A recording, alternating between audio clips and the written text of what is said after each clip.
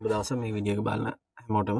අද මේ වීඩියෝ එක තුලින් අපි බලාපොරොත්තු වෙනවා කතා කරන්න නිවැරදිව ප්‍රසන්ටේෂන් එකක් Microsoft PowerPoint භාවිතා කරලා කොහොමද කරන්නේ සහ ඒ සඳහා ඒ software එකේ තියෙන මොනවාද options කියන එක ගැන අපි අද මේකෙන් පැහැදිලි කරන්න බලාපොරොත්තු වෙනවා.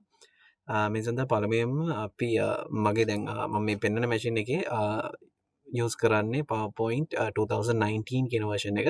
එතකොට ඔයාලට ඒක කොහොමද intro කරගන්නේ කියලා කිව්වොත් සාමාන්‍යයෙන් ඔයා ගන්නවා නම් Microsoft Office කියන package එක. ඒ package එක intro කරද්දී මේ PowerPoint කියන software එකත් ඒකත් එක්කම එන එක software එකක්. එතකොට ඔයා Office package එක intro කරලා නම් තියෙන්නේ ඔයාගේ machine එකේ අනිවාර්යයෙන්ම PowerPoint ඔයාට open කරගන්න පුළුවන්. මම ඒක කරන විදිය පෙන්නන්නම්. සාමාන්‍යයෙන් ඔයාගේ PowerPoint කියන icon එක desktop එකේ ඔයාලට බලා ගන්න පුළුවන් intro කරලා තියෙනවා නම් ඔයාලට එතනින් open කරන්නත් පුළුවන්. එහෙම නැත්නම් ඔයාගේ task pane එකේ ඔයාගේ pin කරලා තියෙනවා නම් PowerPoint software එක ඔයාලට එතනින් open කරන්නත් පුළුවන්. එහෙම නැත්නම් keyboard එකේ Windows key එක ඔබලා search bar එකේ PowerPoint කියලා type කරොත් ඔයාලට මෙන්න මේ විදිහට PowerPoint එක බලා ගන්න පුළුවන්. ඔයාලට එතනදී මේ software එක open කරගන්න පුළුවන්. හරි මේක open කරාට පස්සේ මෙන්න මේ විදිහට තමයි ඔයාලට පළවෙනි view එක එන්නේ. මෙතනදී මම කිව්වොත් left side එකේ ඔයාලට බලා ගන්න පුළුවන් recent file. ඒ කියන්නේ ඔයා මේකෙදී create කරලා save කරලා තියෙන PowerPoint files මොනවද කියන එක ඔයාලට බලා ගන්න පුළුවන්.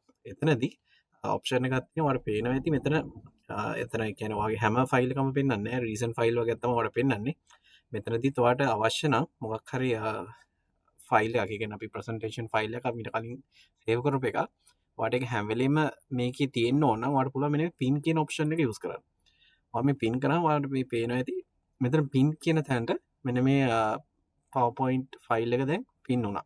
හරි එතනදී ඔයා තව කොච්චර අවුල් දැන් PowerPoint ස්ලයිඩ් හැදුවත් මෙන්න මේ පින් කරලා තියෙන ටික එයා ඒ විදිහට මේ ඔයාගේ මේ view එකේ උඩින්ම මේ බලා ගන්න පුළුවන් ලිස්ට් එකේ. ඒ විදිහ ඔයාලට එතනින් අයින් කරන්න ඕන නම් මෙන්න මේ පින් එක ආයි ක්ලික් කරාම අන්පින් කියලා තියෙනවා.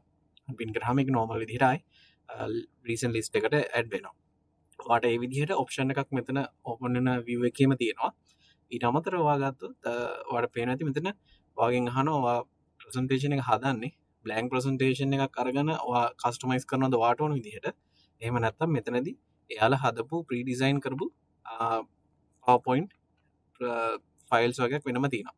ඔයාලට කැමති නම් ඒකක් යූස් කරන්නත් පුළුවන්. අපි ගත්තොත් මේ තියෙන්නේ මම මේ ෆයිල් එක සිලෙක්ට් කරොත් මෙතනදී එයා අපිට මේක ඉන්ටර්නෙට් එකෙන් ඩවුන්ලෝඩ් කරන්නේ. ඔයාලට මෙතනදී ඉන්ටර්නෙට් එකට කනෙක්ට් වෙලා create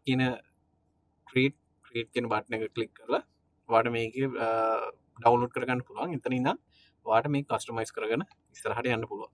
මම මෙතනදී අද බලාපොරොත්තු වෙන්නේ blank presentation එකක් අරගෙන කොහොමද අපිට ඕන විදිහට කස්ටමයිස් කරන්න කියන එක ගැන ඔයාලට පෙන්නන්න. ඒකින්ද මම blank presentation කියන එක මෙතනදී යූස් කරනවා. blank presentation එක මේ විදිහට ගත්තට පස්සේ මෙන්න මේ view එකට තමයි ඔයාලා හැමෝම එන්නේ. එතනදී option වගේක් තියෙනවා ඔයගලන්ට කියලා දෙන්න. මෙතනදී ඔයාලට පේනවා පොඩි tab වගේක්. ඒ කියන්නේ මේකේ menu එකේ tab විදිහට ඔයාලට බලා ගන්න පුළුවන්. home, insert, design, transition, animation, slideshow, review, view, help මෙන්න මේ විදිහට tab වල එක එක menu එකේ අදාළ option තියෙනවා. අපි ගත්තොත් මෙන්න මේ area එකට අපි කියන්නේ ribbon එක කියලා. ඒ ribbon එකේ අපි ගත්තොත් මේ home කියන එකේ clipboard කියන section එකේ තියෙන option වගේ.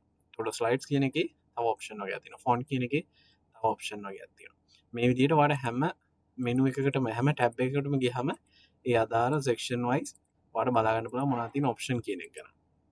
ඒවා මේ පැත්තට ගත්තොත් මෙතන ඔයාලට බලා ගන්න පුළුවන් navigation pane එකක්. ඒ කියන්නේ ඔයාලා තව slide add කරලා තියෙනවා නම් ඔයාලට මේ slide හැම එකම ඔයාලට මෙතනින් බලා ගන්න පුළුවන්. ඒ අතර ඔයාලට click කරලා ඔයාලට view එක design edit mode එකට ඔයාලට ගන්න පුළුවන්. edit mode එක කියන්නේ මේ දැන් අපි current click කරලා තියෙන slide එකේ view එක තමයි මේ තියෙන්නේ. මෙතනදී අපිට මේක click කරලා මෙතනට ඕන එකක් ඔයාලට add කරන්න customize කරන්න මේ option හැම එකම ඔයාලට කරන්න පුළුවන්. ඒකට තමයි මේ යට තියෙන section එකේ පොඩි option වගේක් තියෙනවා. ඒ option උත් මම ඉස්සරහට කියලා දෙන්න මොනවද කියන එක ගැන.